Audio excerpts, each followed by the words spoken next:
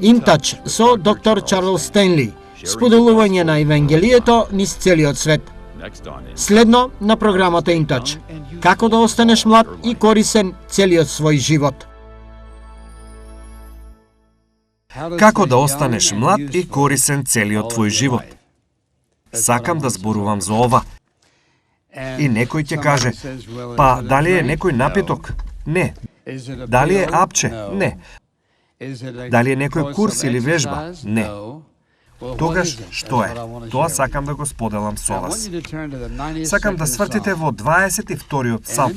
И во 22-иот псалм мислам дека Господ ни ја изложува идејата како навистина можеме да живееме млади и корисни целиот наш живот. Многу луѓе само сакаат да живеат долго. Ако не сте корисни, што фајде ако живеете долго? Како да останеш корисен и млад целиот твој живот? Погледнете го 22-иот псалм и да започнеме со стих 12. Писмото вели: Праведникот ќе цвета како палма и ќе расте како ливански кедар. Засадените во Господовиот дом ќе цветаат во дворовите на нашиот Бог. Тие и во старост донесуваат плодови, сочни и свежи, за да навестат дека Господ е праведен. Сега верувам дека овој изводок од писмото е клучен за да бидеме корисни во било кое време во нашиот живот. И ќе забележите како тој го започнува ова. Тој вели, праведникот. Не било кој праведник ќе цвета како палма. Што мисли тој под праведникот? Тој е личност која е побожна. Не било кој, туку личност која е побожна ќе цвета. Тоест, ќе има изобилие во што и да им се случува во животот, како палма, како ливански кедар. Сега палмите за кои зборуваат биле палми на урми кои растеле до 15 или 20 метри. И ако помислите на палма која раѓа урми, има плод и се користат лисјата за да се градат огради, дел од нивните куќи, на кровот од нивната куќа и така натаму. А ливанскиот кедар расте и расте до 35 метри и повеќе. Широк е околу 10 метри и сите нивни гранки исправени. Прекрасна гледка е да се види едно од овие дрва. Така, тој вели, праведникот ќе цвета како палма и ќе расте како ливански кедар. Засадените во Господовиот дом ќе цветаат во дворовите на нашиот Бог. Тоа значи дека ќе има изобилие. Нешто се случува, нешто прекрасно се случува. Тие и во старост донесуваат плодови, сочни и свежи. Тие ќе растат и нема да изгледаат толку стари, сочни и свежи. Зборувајќи за сила, плодност и здравие, за да навестат дека Господ е праведен. Така, прашањето е, колкумина од вас навистина верувате дека Бог очекува да бидете корисни сите денови од вашиот живот? Во ред, па како да го сториме тоа? Тоа што сакам да ви го дадам е она што верувам дека е клучот за да се направи ова да стане вистината. Така, сакам да ги потцртате овие едноставни фрази кои ќе ви ги дадам. И сакам да размислите за нив во вашиот живот. Не сакам да мислите на ова како на проповед. Сакам да мислите како збор со насоки, како да живеете подолго и да бидете покорисни. Сега знам дека Бог е тој кој ја донесува конечната одлука, колку долго ќе живееме. И на некои луѓе не им е судено да живеат толку долго како на други. Но ајде да кажеме дека вие сте тие кои што сте и не знаете кога ќе умрете. И така, се додека сме ти и јас живи, имаме одговорност да бидеме плодни сите денови од нашиот живот. Некогаш се прашувам дали некои луѓе си го скратуваат животот затоа што не се корисни. Доаѓаат до точка во животот и велат: па јас сум 55 или имам 62 години. Да размислам, имам уште 7 години живот и потоа со мене е крај. Да ви кажам нешто. Кога му кажувате на вашето тело дека сова се крај, вашето тело започнува да се распаѓа, бидејќи вашиот ум му праќа порака на вашето тело. За 7 години крај е со мене. Крај со што Бог ве создал вас и мене да бидеме плодни сите денови од нашиот живот, колку и долго тоа да трае. И навистина верувам дека ако сте плодни, тоа ќе ви го продолжи животот, човечки кажано. Така прашањето е: што е суштествено во правењето на вашиот живот корисен сите денови од вашиот живот? Првото е многу важно. Тоа е да продолжите да учите. Кога престанете да учите, престанувате да растете. Кога престанете да учите, на некој начин започнувате да се распаѓате помалку. Треба да научите како да останете здрави. И ќе кажете: па како да го сторам тоа? Со соодветна исхрана, вежби и одмор. Тоа е дел од ова. Со други зборови, ние не сме здрави случајно. Здрави сме со учењето на некои клучни нешта во животот кои навистина прават разлика. И кога продолжуваме да учиме, нешто се случува во нашиот живот. Например, вие и јас живееме во доба кога мораме да продолжиме да учиме. Затоа што кога јас бев роден, немаше компјутери во 1932. Така, кога се навраќате и гледате на вашиот живот, размислете за сите нешта кои сте морале да ги научите, кои вашите предци и родители не морале да ги научат, бидејќи не ни постоеле. Така, ако сакате да бидете корисни сите денови од вашиот живот, морате да бидете желни за да продолжите да учите. Едноставно би рекол дека мрзливиот ум е стар ум. Не сакате да учите и што се случува? Започнувате да се распаѓате. И така, има нешто интересно и возбудливо во учењето нешта во животот, без разлика кој сте и без разлика колку години имате. И би рекол дека прво на листата е учењето на Божјото Слово. Учењето да цитирате стих од Писмото. Ако не можете ништо подобро, научете го овој. Исус заплака. Ако не можете да го научите тоа, не можете да научите ништо. Така, првиот чекор. Запомнете дека зборуваме за останувањето корисни сите денови од вашиот живот. Број 1. Продолжете да учите. Второ, продолжете да сакате. Љубовта е многу важен дел од нашиот живот. И во Стариот Завет, во Второ Законие, Бог ни заповеда да го љубиме. Треба да го љубиме Бог со целото наше срце, со целата наша душа, со целата наша сила. И Исус велел да се сакаме едни со други. Верувам дека искуството на сакањето на некого е како река која тече, која е во вашиот живот. И како љубењето да е израз на нешто внатре во вас, кое никогаш не сакате да запре. Например, ако не постои љубов, има огорченост, лутина, непријателство или омраза. Сите тие го уништуваат човечкиот емоционален и ментален живот. Бог не создал за да се сакаме меѓу себе. Тој не создал за да го љубиме Него. Сакањето е многу важен дел од останувањето млади сите денови од вашиот живот и имањето дух кој води кон добро здравје.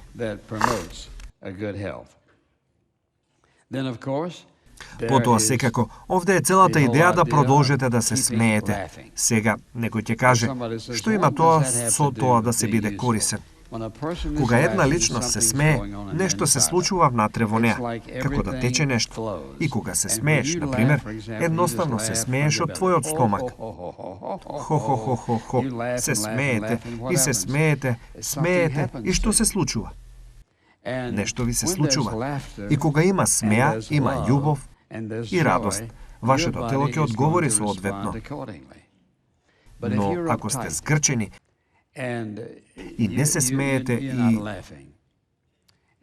ако само помислите што се случува во целиот нервен систем, кога не се смеете, некој ќе каже: па, немам ништо за што да се смеам. Да, имаш. Ако размислиш подобро, имаш.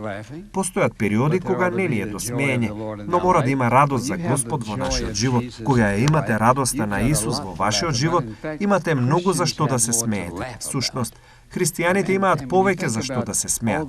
И кога помислите на сите добри нешта кои Бог ги сторил во вашиот живот и ги прави во вашиот живот, можеби се соочувате со некои тешки нешта. Но има многу за што да се смеете. Но, ако не можете да се смеете, да го кажам вака. Ако не можете да се смеете, не сум многу сигурен дека имате многу пријатели, кој сака да биде околу намќор цело време, секогаш намуртени, секогаш нешто не е во ред, и кога ќе кажете: па да ви кажам нешто добро што ми се случи на мене.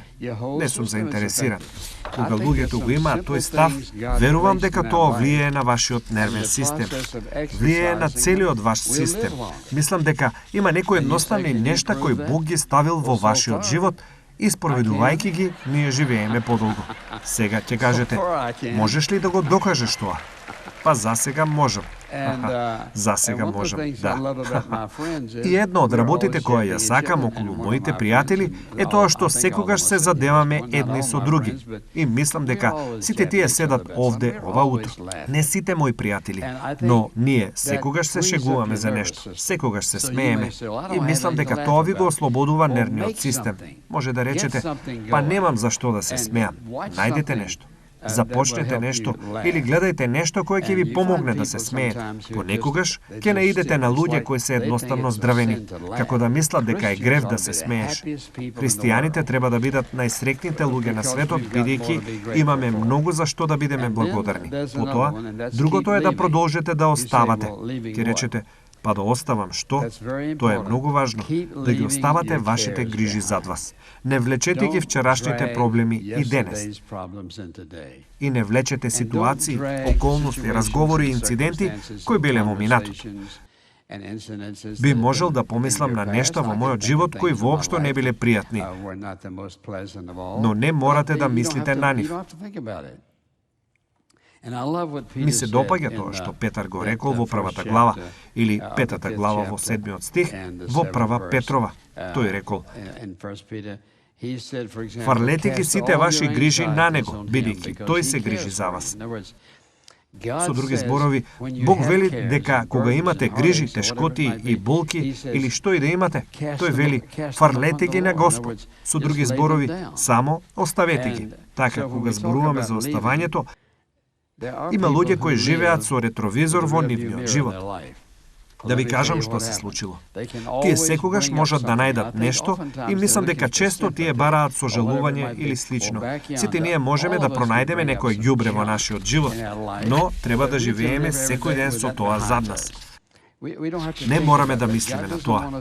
Бог не сака да мислиме за сите тешкоти и неволји. Може да има време кога ќе посведочите како Бог ви помогнал да премините преку нешто, но не морате да го влечете тоа со вас. Да ве прашам нешто. Дали имате нешто од минатото кое што го влечете со вас? Ако имате, тоа ве успорува. Влијае на вашиот став. Влијае на целиот ваш емоционален систем. И верувам дека влијае на вашето здравје. Бог сака ние да ги оставиме нашите грижи зад нас. Некои луѓе како да планираат не само работи што се случиле во минатото, па ќе се влоши. Јас, знаеш, не, ти го оставаш сето тоа зад себе и размислуваш што прави Бог во твојот живот. Потоа, секако, не само да продолжите да оставате, туку и да продолжите да копнеете. Што воопшто мислам со тоа? Едноставно ова. Морате да продолжите да сонувате. Личност која не знае како да сонува, нема да ужива во животот многу долго. Морате да продолжите да сонувате, тоест за иднината и никогаш да не престанете. Некој ќе рече, па знаеш, во ова точка од мојот живот не гледам ништо за што би сонувал. Започни да мислиш за тоа. Тоа е прашање на став. Никој не може да ве спречи од сонување. Ќе речете, па мислам дека не би можел да го сторам тоа. Тогаш, зошто не престанеш да мислиш за тоа и почнеш да размислуваш за нештата кои можеш да ги сториш? И не е само работата да имате позитивен став, треба и да бидете, пазете, Божјо чедо. Би се сложиле со ова? Амин. И во вас живее Светиот Дух. Амин. Значи, целата моќ постои во вас. Амин. Така, не живеете во минатото мислејќи што не можете да сторите. Можете да сторите се што Бог бара од вас. И не го подценувајте Бог. Ако се согласувате дека Светиот Дух живее внатре во вас, ако се согласувате дека Бог е во вас, тогаш не го оградувајте Бог дека ништо не може да стори, бидејќи тој може да направи било што и се што е во негова волја за вашиот живот. Некој ќе рече, па тоа не е Божјата волја за мојот живот. Како знаете дека не е? Сте го прашали? Сега, околу мојот компјутер ги имам овие мали изреки кои ме импресионирале и влијаеле врз мене. Пред некој ден ги избројав и имав 25. Еве една од нив. Ти си млад и корисен. Слушајте го ова. Ти си млад и корисен на секоја возраст, ако се уште планираш за утре. Треба да го запишете ова. Слушајте, ти си млад и користен на секоја возраст, ако се уште планираш за утре. Бидејќи, тоа значи дека сонуваш. Тоа значи дека планираш. Тоа значи дека гледаш напред. И која и да ти е возраста, не се предаваш, не застануваш, не се откажуваш. Размислете околу тоа. Што би сакал да направам? Што верувам дека Бог би сакал да направам? Така, продолжете да копнеете. Потоа, продолжете да барате. Ке речете, па што да барам? Барај го најдоброто. Сте ме слушнале како велам, барајте го најдоброто. Давајте се од себе. Бидете најдобри што можете. Го мислам тоа. Со други зборови, внимавајте. Ако мислите дека го барате најдоброто, ќе се однесувате различно. Така? Дами, дали ова вистина или не? Апсолутно. Ако мислите дека вашата коса е добра и изгледате добро, ќе се однесувате различно. Така, изгледајте најдобро, давајте се од себе, бидете најдобри.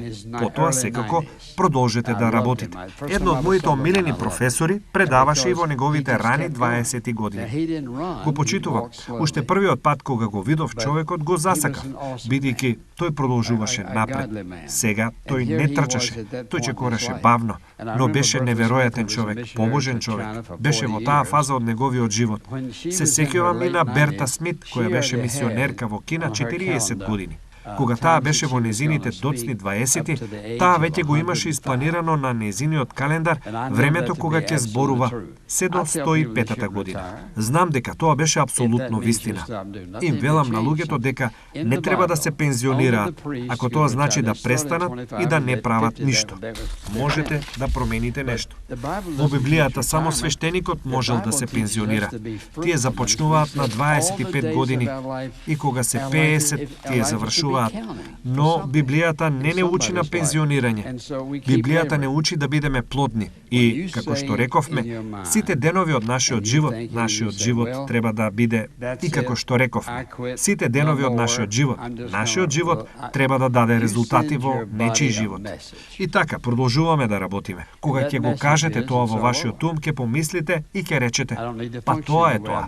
Се откажувам, нема веќе работа. Само му испракете на вашето тело порак и пораката е се е готово. Не морам да функционирам на начинот на кој функционирав. Тоа не е од Бог. Треба да живееме се до последниот ден од нашиот живот. И така, да продолжиме да работиме е многу важен дел. Помислете на ова. Што подолго живеете, вашата верба треба да биде се поголема. Нашата самодоверба треба да биде посилна. Нештата кои ги правиме, треба да ги правиме подобро од било кога порано. Така, работење. Продолжете да работите. И потоа секако продолжете да се подпирате. Се подпираме на Господ, што значи му веруваме нему. Тој одговара на нашите молитви. Тој одговара на нашите потреби. Се подпираме на него. Тоа значи, треба да живееме секој ден верувајќи му нему, зависејќи од него и признавајќи го фактот. Господи, ти верувам за денес. Тоа што го велите е, јас се подпирам на тебе да ми дадеш мудрост и насоки за мојот живот и водство.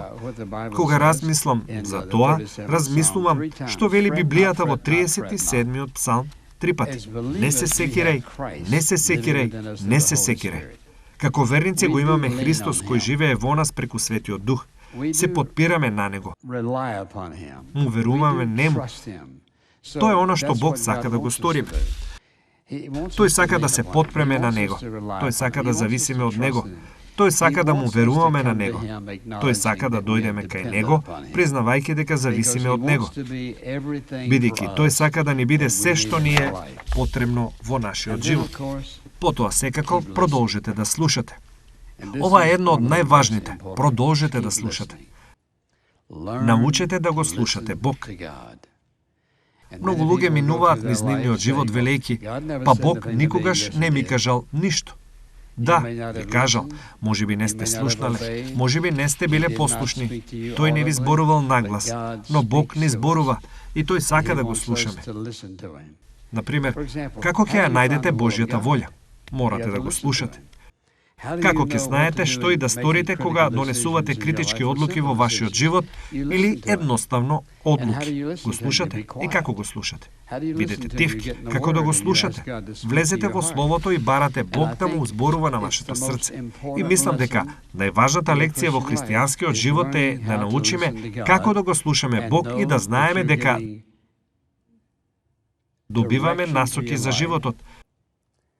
Само до вербата, да знаете што да сторите понатаму. Учењето да го слушате Него е апсолутно суштествено за живеењето на побожен живот, корисен живот, профитабилен живот. Слушајќи го, може би знаете некои други нешта, но учењето да го слушате Него. Што вели Бог? Како тој ми дава насоки за мојот живот во овој момент? Учењето да го слушате.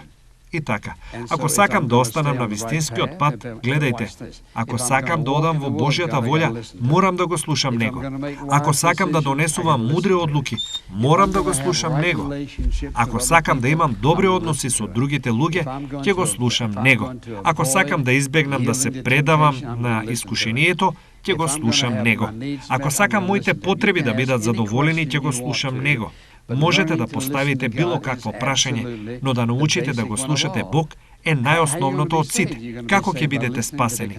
Дали ќе бидете спасени со слушањето на убедувањето на Светиот Дух, кој ве уверил за вашиот грев и рекол дека ако умрете без Христа, ќе бидете изгубени. Сте слушале, сте биле спасени. Сте го слушале Него кога сте биле уверувани за вашиот грев и сакате да одите во рајот кога ќе умрете.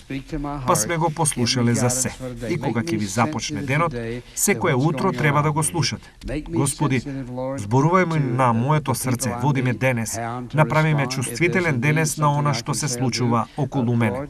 Направи ме чувствителен, Господи, кон луѓето кои ќе ги сретнам, како ќе им одговорам. Ако има некоја потреба, нешто што би можел да го кажам или сторам, Господи, помогни ми да знам како да слушам и за некои нешта што треба да ги избегнам. Да научите како да го слушате е апсолутно неопходно, бидејќи видите, вие немате навистина остроумен дух, освен ако не знаете како да го слушате Него. Дали треба да го сторам ова или не? Слушајте го Него. И така зборуваме за да бидеме корисни сите денови од нашиот живот. Учењето да го слушаме Бог е апсолутно неопходно, бидејќи што се случува? Па, например, да кажеме дека сте во брак. Како ќе изградите интимна врска со вашата сопруга или сопруг? Ќе научите да ги слушате. Како ќе израснете побожни деца, ќе научите да ги слушате, да ги учите да ве слушаат и да ги учите да го слушаат Бог. Слушањето е неопходно во секој аспект од вашиот живот.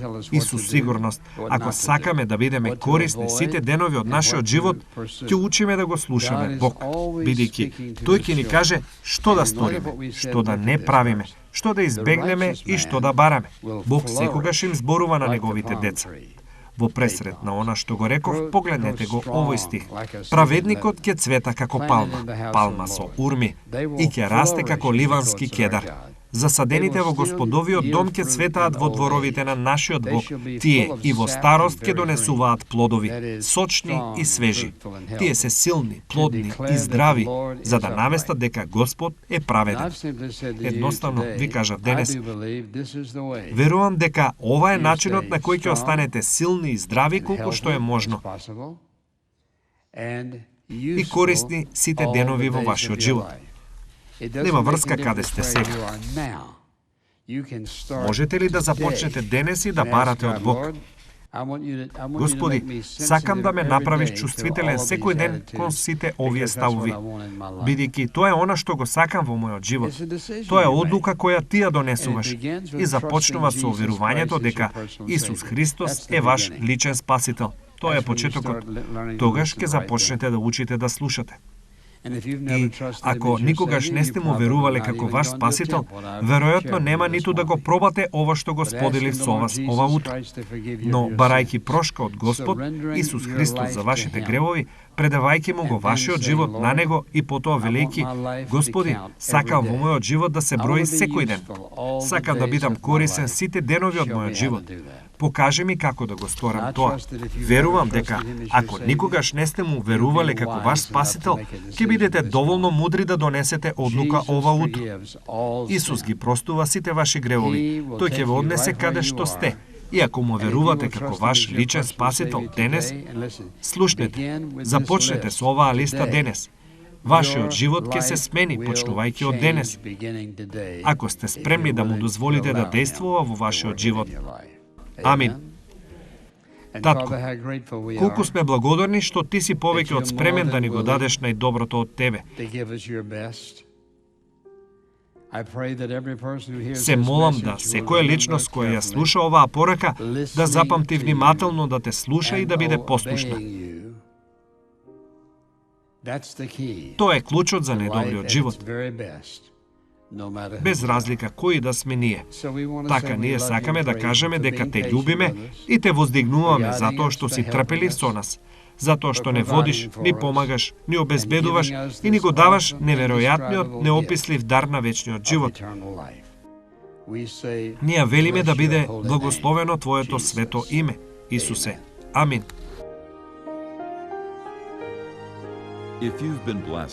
Ако сте биле благословени од денешната програма, ве молам посетете не на веб страната www.intouch.org. InTouch, водејќи ги луѓето ни светот во поголемо заедништво со Исус Христос и зајакнувајќи ја локалната црква. Оваа програма е спонзорирана преку службата во Контакт и е овозможена преку Божјата благодат и вашите верни молитви и дарови.